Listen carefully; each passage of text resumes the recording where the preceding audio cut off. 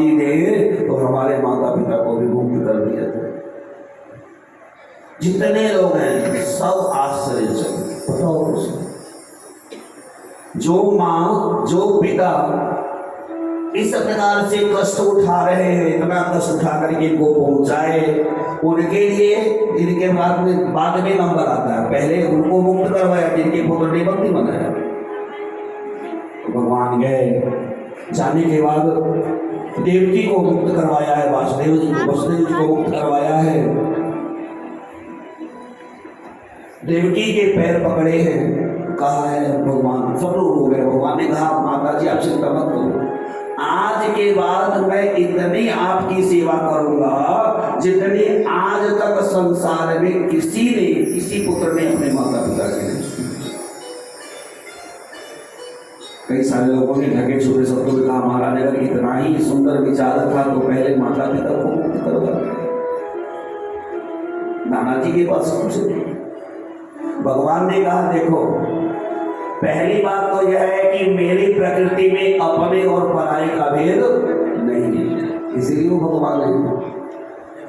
हम सामान्य इंसान हैं, कहते हैं पहले हमारे पिताजी आ जाए, हमारे पिताजी आ जाए, हमारा भाई आ जाए, हमारा घर आ जाए, हमारा नाती आ जाए, और छोड़ो सोचते हैं पेट में जो बच्चा वो भी सामने चलता है, वो मेरा है, उसके बाद दूसरे ठीक। परंतु भगवान की प्रकृति में अपने पराई की कोई जगह नहीं। पहले दूसरी बात कहते ये बताओ मेरे माता पिता को जिसने बंदी बनाया वो कौन था? मेरे माता पिता को जिसने बंदी बनाया वह तीसरा था, परंतु नाना जी को जिसने बंदी बनाया वह उनका अपना पुत्र था।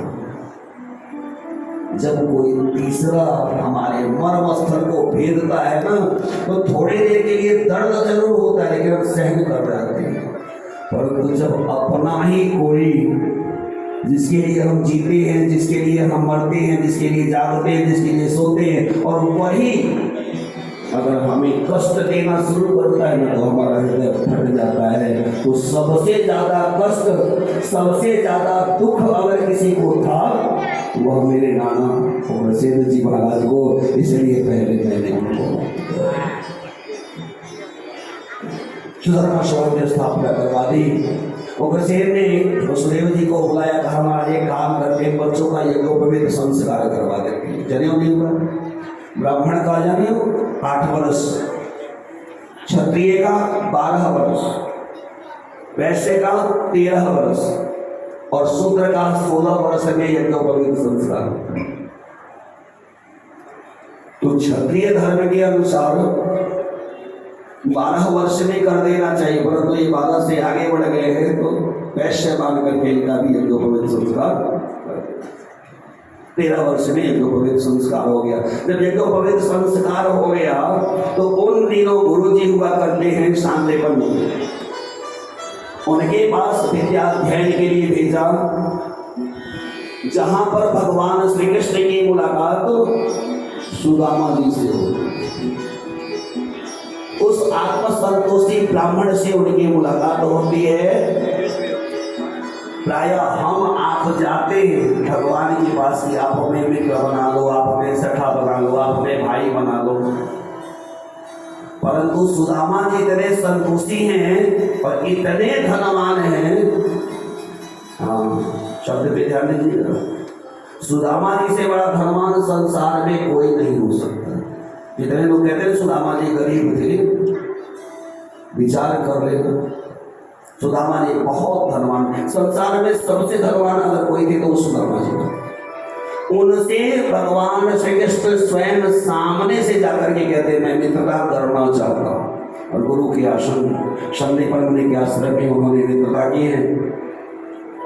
मित्रता को निभाया किस प्रकार से जाता है वो भी भगवान ने बताया। और जब वहां से चलने लगे गुरु जी से कहा महाराज दक्षिणा ले लो, क्योंकि बिना दक्षिणा के हमारी विद्या पूरी नहीं होगी।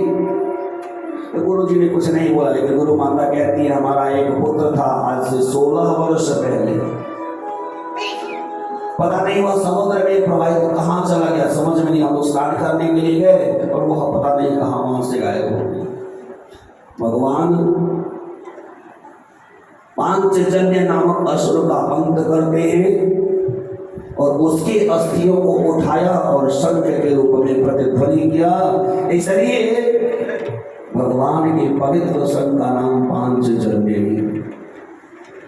भगवान की शंख की ध्वनि होती है। ठीक है, और इस प्रकार से भगवान मुचकुंद जी को मोक्ष देते हैं। धीरे धीरे थोड़े से और बड़े होने के बाद थोड़े करना हो जाएगा पूर्ण।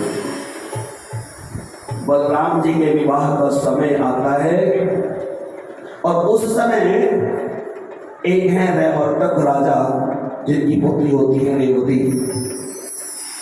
उनको जब कोई योग्य वर नहीं मिला, चले गए ब्रह्मलोक में, और जब वहां से वापस आए तो सब खत्म हो चुके थे, केवल बलराम जी मिले और बलराम जी के साथ रेवती का विवाह पूर्ण होता है।